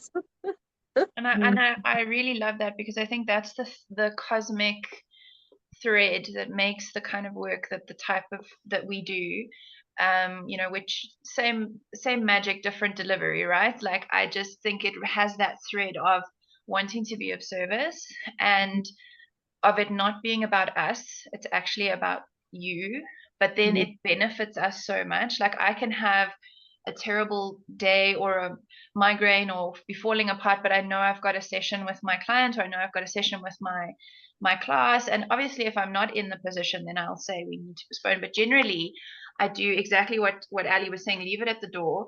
And it's amazing how I can step into that cosmic connection, that divinity that is available to me, that universal energy. And suddenly all is well with the world. And then I look at my students or I look at my clients and I just have this like out of body experience where I feel that cosmic moment where I'm like, this is the work. This is the thing. This is it. It's happening right here. Whatever happened at work, whatever's going on in the bank balance, suddenly it does not matter. It's like like nonsense. This magical moment, and this is it. This is the stuff, you know. And that for me is always the best for me. Is I feel so humbled when someone does actually step into the work, where they actually say, "Oh, I hear what you're saying." And I you know, you can be part of this process where you're just observing and witnessing for them, and they actually step into themselves and they have some massive shift. It's the most awe-inspiring, humbling, beautiful experience, and that is the moment where I have met God, is in those moments of people seeing more for themselves or feeling like there's hope or whatever it might be. And it's not false, it's real, because it came from within the vastness of themselves, you know. And seeing them discover this vast inner landscape that we all have, this fabulous stuff that we have inside of ourselves, that's the stuff for me. And I think being of service in that way is what puts our level of work separate. I think a lot of people aim for it, but when people step into themselves, there's no greater honor than watching someone do their work. I think it's special. Yeah. I so agree. It feels. I saw a client last night. She cried during our class. So I do a breathwork class with people that like alternative medicine. And we did this class, and afterwards we were talking. I was like, well, how do you feel? How does your body feel? You know, tell me about what's going on in there. And she started crying, and she tried to like hold it back. And I was like, no. I was like, let it out, sis. Let that feeling out. Feel it, feel it, feel it. And she just cried. And when she looked up at me, she's all, you're crying. Are you okay? I was like, I'm just so happy for you. Like, Yeah. I'm with Yoni and Ali. It's like, it's not me, it's them. And in that moment, when you see somebody stepping and moving forward and doing all these amazing things, and you're like, wow,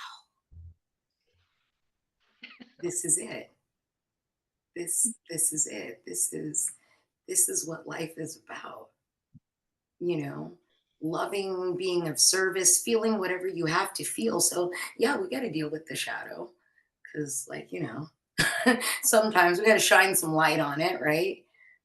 But like, wow.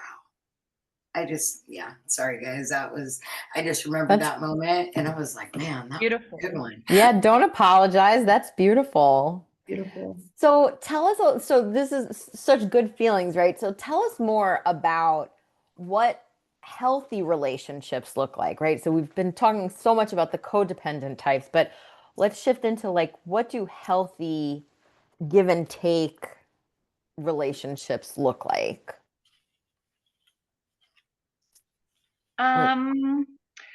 For me, I think it's where there's clear boundaries in place, and that the boundaries are held. So there's I mean, you can do practical things, you know, keep to appointments, you know, appropriate levels of communication, and then that basically energetically the power within both parties remains sovereign or whole. So there can be a little bit of bleeding and leaning, which is part of the process, but that no one is feeling overwhelmed. Both parties' needs are being met and recognized in the process. Clear expectations, perhaps goals in place, and just really having open and authentic lines of communication. And as a practitioner, to just be incredibly self-aware of any of those red flags that we mentioned, and to have sort of contingency plans for when those pop up as to how you plan to deal with them. So that should it pop up mid-session, you already kind of know what you might want to think or say about how to handle it. But for me, the most important thing is to just be clear that there's no enmeshment in terms of whose responsibility it is to heal or to do the work. And for myself, I've actually removed, I mean, obviously my level of healing is different to everybody else's. I don't actually do any sort of somatic healing. My healing, if you like, is of the emotional space and of the analysis space. So I just facilitate. I'm a facilitator. So I actually use that word so that I take the word healer out of it just for myself. And then, just to be constantly aware and check in with myself and check in with my client regularly through the process. Beautiful. And I definitely want to hear from everyone else, but I'm just going to also ask, so you were speaking about red flags that we may notice, right? We've been talking a lot about that. What can you offer for maybe some of your clients? Like, what can they notice to discern whether or not they're giving away their power? Right. So from my point of view, my area of expertise, it's always to come back to the self. So if you find yourself asking lots of questions, what is he thinking? What does she mean by that? Or what should I do? Or, what's the right thing? Or I must ask Leonie's permission or Leonie's insight. Or I always ask them to come back to the self. What do you think? What do you feel? Because there's especially in codependency and projection, there is so much stepping away from the self and trying to go and look for answers on someone else's space. Not only is it not productive, because you will never actually know. We can intuit, we can think, we can observe, but we'll never actually know. And so that in itself is pointless. So it's a coming back to the self. I always encourage my people to come back to the self. So I talk about, when we're coaching, we use the word I. We have to I feel, I think, I see. And then as soon as they start drifting off into something, then I try and bring them back. What I think, things like that.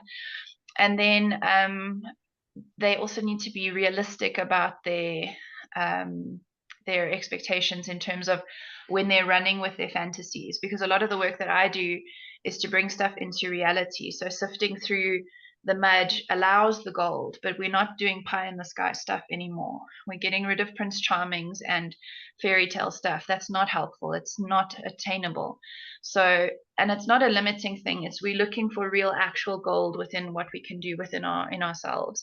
So it's just to keep everything grounded and what do I think? I love that. I love that. That's such a beautiful way to just keep bringing them back to themselves. Just keep bringing it back. That's beautiful. Allie, tell us, if you don't mind, what does a healthy relationship look like with one of your clients? Yeah, so definitely, first off, telling them what my job is, right? Like, this is what I'm here. This is how I'm going to support you. This is what I'm looking for. And this is what I do.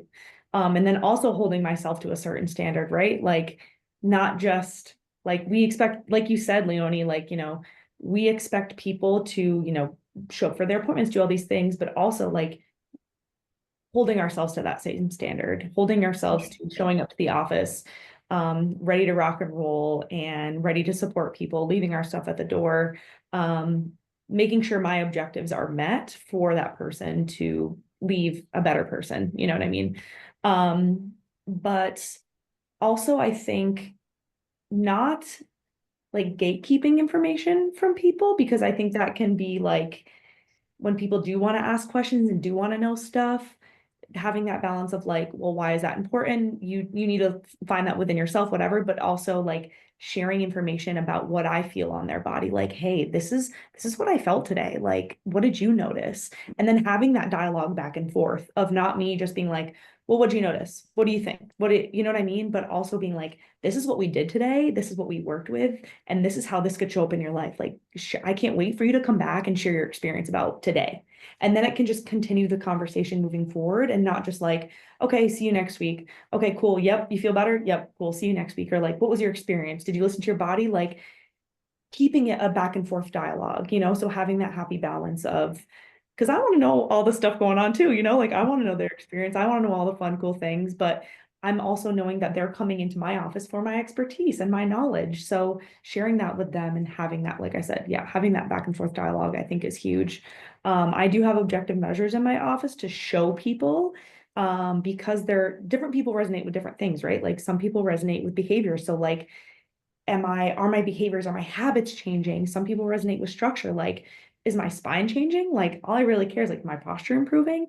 Some people might feel more, like more perception, like, I don't care if my posture's worse. I feel so much better. So finding an outlet that people resonate with to also show them like, hey, I know you've had this really cool experience, but look, it's actually measurable. Like, look what really what's going on in the office. Look at what's happening in your system, and bringing my expertise, but also allowing them to feel empowered by what they see as well. Awesome. I like that. I'm a big fan of metrics Me too. in all shapes and sizes. Lets me still be nerdy and, Yeah, that's right. So just tell us again, so for you, what would some red flags be like that your clients might be, that they can kind of look out to give them, again, the signal that they might be giving their power away? Becoming dependent on answers and having that recognition of if you don't get an answer that you like, or if you're asking a question to be validated and wait for that answer. You know what I mean? Like, if you're coming into me with, I had a lady a few weeks ago asking me a million questions, not even asking me questions, just really just telling me everything going wrong in her life. And it was kind of a wake up call to me, like, what do you expect me to do with that? Like having that eye-opening conversation of like, are you in here just to tell me everything wrong with you? Or are you looking to amplify the things that are right with you? And again, like I said, just when if you're looking to ask a question, are you asking the question because you genuinely want more information? Or are you asking that question because you want validation and the answer that you want for that, just fueling that codependency, and comfort, a level of comfort. Our brain, our body, our nervous system loves to know what's going to happen next. And oftentimes these relationships form just so we have a sense of safety of like, okay, this is what I know. We're good here. We don't have to dive into the unknown. Like we're good. And leaping that barrier is oftentimes like not ignoring that voice, but letting the lower mind of the analytical mind kind of take a backseat and kind of diving into the unknown of like what's possible for me. So having that conversation with people too, because that does get uncomfortable, like, well, I could go do this, but I don't really know the outcome, but I'm feeling called to do it. But, so that's where we can step into like, hey, that's exciting. Your lower mind, the analytical brain, is your body feels safe to like experience more for yourself as well. I love that. Thank you. Tamala, take us home. I'm like, well, I think Leonie and Ali took us home already. Like, I'm sitting here, I'm like, wow. I'm like, wow, that's so awesome. Because like when you hear practitioners and they're talking about their experience and things like that, and how they do things, like I'm so impressed. You know what I mean? Like I'm always in awe when I meet a new practitioner because I'm like, wow, dude, I love that. Like you do things that I don't do, and I feel like you can learn from everyone, no matter who it is, and not learning like knowledge is power, like I have the power, but like knowledge is power, that I can be a better practitioner because you just taught me something that I didn't realize. So, oh my goodness, what was the question? I just want to say I agree with Tamala so much, and with what Ali said with the gatekeeping.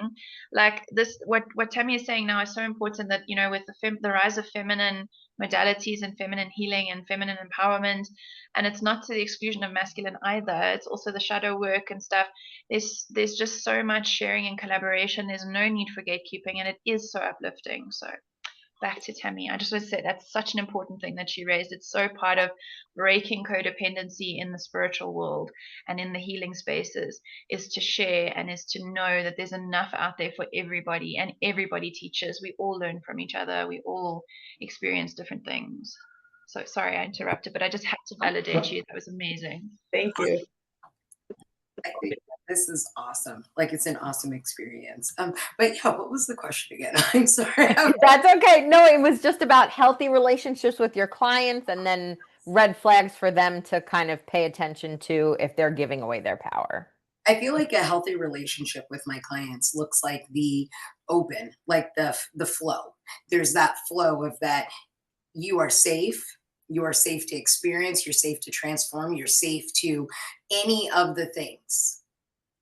I'm here to support you. We're here to ebb and flow. We're here to do it together. And I like to set the boundaries up front, you know, and this way there isn't a misconception of like what is like my expectation and, you know, what your expectation is.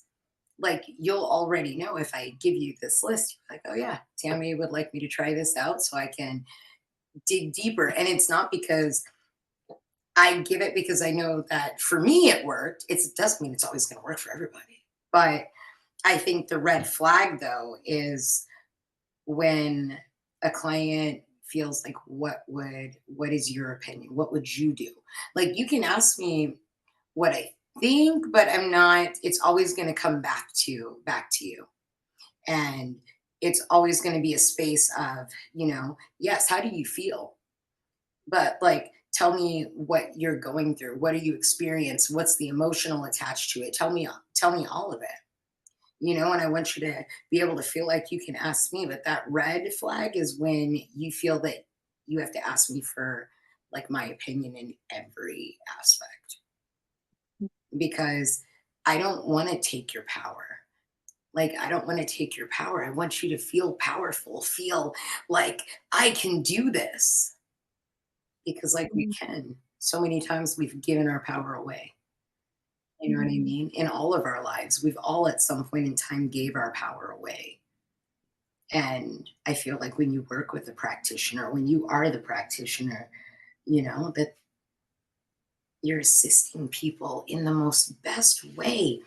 I have a client, and the one thing that she said to me, Tammy, feeling safe, feeling that I can move forward, knowing that I can transform without judgment and I can speak without judgment, that there's love, there's understanding, there's understanding. She said, that's priceless. She said, I don't care who you are, that is priceless. She actually told one of my students, she's like, if Tammy told me that she would charge $1 million to see her as a coach, she said, I would ask her if she made payment arrangements. But my thing is like, feel it, man, and just enjoy. So now I'm done. My soapbox is gone. I'm finished. No, that's beautiful. I feel like that is one of the most, just something to really, for everyone listening today, here with us, whatever, like, to take away, right? Don't give your power away. And because we have given it away over and over again, all of us throughout our lives, to whoever, people, doctors, practitioners, parents, siblings, partners, whatever. Like, stop giving your power away. You have it within you. I think that's beautiful. Thank you. And just on what you said there, Tara, is that I think, you know, it really is an awful feeling when you have that realization of how much you've given your power away. There's like a sickening feeling, and then it also results in so much anxiety also. So maybe you don't know the red flag per se, but if there's a dissonance in your body and in yourself, that is, you know, you've given your power away. And it's a terrible thing that we do. And we, especially as women, are conditioned to do it. We suppress what we think, we suppress what we want to say, we don't trust ourselves, and you know, it happens. So it really is it's a travesty that we do to ourselves. And the healing process is where we realize to re-empower ourselves. And that's the powerful thing, as Tammy was saying. This is all beautiful. What's one insight that, as we start to close off the panel for today, what is one insight that each of you would offer to those watching this, that if they're feeling stuck, if they realize, hey, I'm actually stuck in this codependent relationship with either a specific modality or a specific practitioner, what's one piece of advice that you would give them when they are stuck in that over-reliance? I would say to start having that awareness is beautiful. Like just knowing that you have, like having that awareness of like, wow, I think I'm kind of dependent on this. Like, I think that's a beautiful first step. And then having that conversation with your practitioner, like, hey, what are your objectives for me? Like, where are we going with this? You know, like if you're paying, at the end of the day, if you're paying for a service, like you have the right to know what their objectives are for you and what their job really is, you know, like is their job to just keep you comfortable? And that might be an eye-opener for the practitioner too, because a lot of practitioners are guilty of it without being trying to be necessarily malicious, right? Like no one's out there doing these things. I mean, maybe there are some people, but most practitioners that are in this line of work aren't just doing it to like, you know, give themselves a pat on the back every day. So that might also be, if you're having those feelings, like time for a wake-up call for that person. You know, like we said, we're all one, we're all connected, and things don't happen on coincidence or chance. So that might be a beautiful opportunity to bring that to light to that practitioner. But I think just having that awareness and acknowledging it and then accepting it, like, hey, this is where I'm at. Cool. I have this, and that's a different level of energy too, right? Like you're claiming more for yourself. You no longer want to be dependent, and maybe it's time to see someone new. You know, maybe it's time to ask, like, hey, these are my goals, and I feel like I've kind of hit maybe a roadblock with you. Is there anybody you'd recommend me seeing next? Like, this is what I now want to achieve in my life. And then that's just opening up the door for a conversation. Love that advice. That it's okay to change your practitioner. Like if you change your mind, yeah, that's like I've done my work with you here. Like let's find someone else, or the practitioner isn't meeting them in that place, and they're just in that hero victim role going on. Yes, yeah. I think that's powerful what you've shared there. I love that. Thank you. Thank you. Leonie, anything you wanna add that piece of advice for someone who is stuck in that space of over-reliance with the modality or their practitioner? Yes. So one of the things that I studied and that helped me a lot was a book called Codependent No More by Melody Beattie. It is a fabulous resource. I think that is worth reading. She shares her story and gives you coping tools about how to stop neglecting your needs and start identifying them and then meeting them. And then I think the piece of advice that I would give my clients is just to say that, you know, there's nothing wrong with wanting true connection through other people, and there's nothing wrong in wanting to feel safe in the spaces that you're in. But true healing is not about being rescued. It's about learning that the wisdom and healing is actually within yourself, and it's becoming your own healer, because you are your best healer and your best guide actually at the end of the day. So my advice is, if you are in a stuck situation, educate yourself. So find the resources, use the tools, do the things, and as cliche as it might sound, trust yourself that you actually know what you need to do. There are so many people who want to serve. There are so many people who want to help you. There are so many people who want to support you on your journey. So just sometimes when something's not working, it's because it's not where you're supposed to be. So just open up to other opportunities. But yeah, this book, we're gonna put it in, I think, in the description. It's a really awesome read. It's really helpful for this specific stuckness. I love the resource. Yeah. Thank you for that, and I'll make sure that resource also goes into the video description as well, because I haven't read the book personally, but I've seen a couple of people recommend it before. And they're like, if codependency is a thing, like you need to look at this. Tammy, what would be your piece of advice for someone stuck in that space of over-reliance? Know thyself. It's something that we all hear, you know thyself, because if it doesn't feel good, it goes back to what Leonie said, trust yourself. Know yourself, trust yourself. If it don't feel good, that means it's not supposed to be. That means that you may need to be somewhere else. Like Ellie was saying, you may need to be with another practitioner, because our body tells it. You know what I mean? Our body lets us know, hey, I know, like, if my stomach wasn't feeling, like, if I feel pain in my stomach when I'm somewhere, that means I'm not supposed to be there. I'm like, hey, have a great day. You know what I mean? So I think it's really know thyself and trust yourself, because your mind, your body is not really going to steer you wrong. And I think Absolutely. that's important for practitioners to hear the same thing, right? Because I think that especially if we're in a space where we're just starting out, or maybe we're struggling or whatever, and we have that same feeling about like, oh, this client's not, like Leonie said earlier, like when you get that, like, oh my God. But it's okay to let them go. There are plenty of people out there, and if they're not right for you, holding on to them is far worse than letting them go. Absolutely, because it's I think, Leonie, you're the one that was talking about taking up that mental bandwidth, that psychic bandwidth, where you know, at practitioners it goes the same. If you're holding on to these clients and those clients are making you not feel good about yourself as a practitioner, let them go. You know, maybe they need to work with someone else, and maybe you need to work with someone else. Make that space.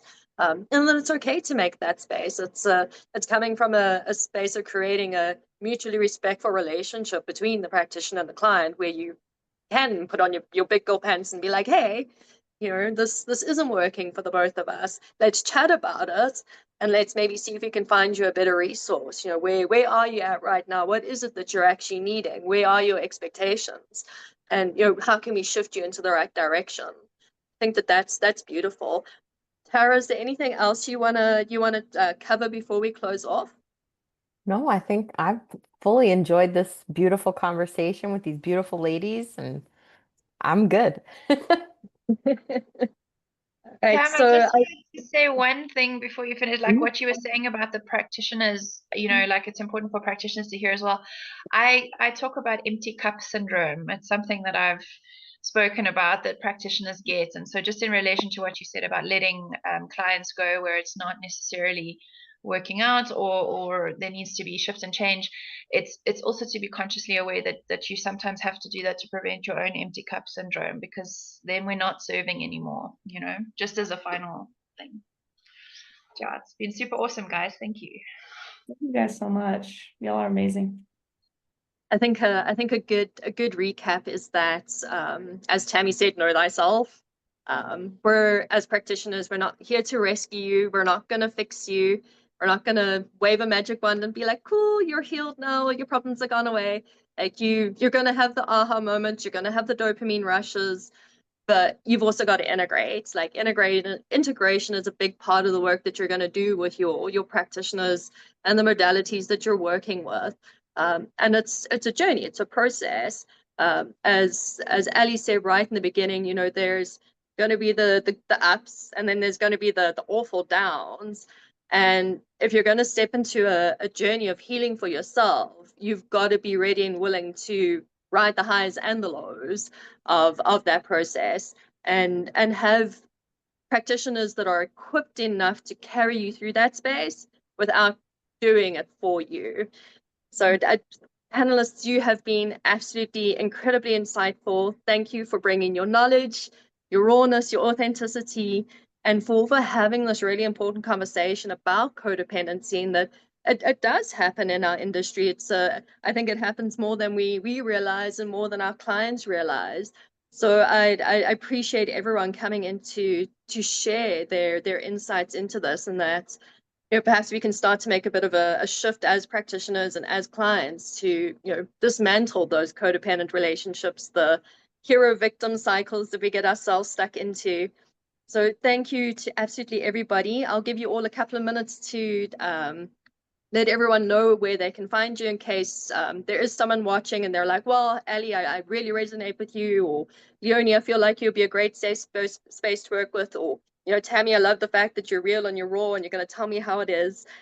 So if you can all just take a couple of minutes and just tell everyone where they can find you and how they can work with you. Ali, I'll let you start. Yeah, so I'm, like I said, I'm located in Greenville, South Carolina. My office is called Emerge Chiropractic. And I mentioned it a few times, but what I practice is network spinal chiropractic. So if anybody, you know, resonated with the things that I said and are interested in experiencing the work that I do, there's a directory online. Also, there's some more resources on, it's called Epienergetics. I think it's just epienergetics.com. And then also they have a directory as well for network spinal practitioners. And then also Dr. Sharina, Scherina. She's located in Orlando, and she also has a directory on her website as well. So if you want to look for a practitioner, or if you just want to email me, and I can find one for you, or we can have a phone call or anything. My email is drali, DRALI, @emergechiropractic.com. And Leonie, how can we find you and possibly work with you? Okay, so I'm located in Johannesburg in South Africa, but I work online primarily. You can drop me an email. It is leomaritz@gmail.com, like my name, leomaritz@gmail.com. I do have a Facebook page, which is Zodiac Tarot /Leonie Maritz. You can get me there as well. Thank you. And Tammy, how do we find you? You can find me on Instagram, and you can find me on TikTok as well. RLP Holistic Wellness Loving You on Purpose is our YouTube page. And so you can find me on there.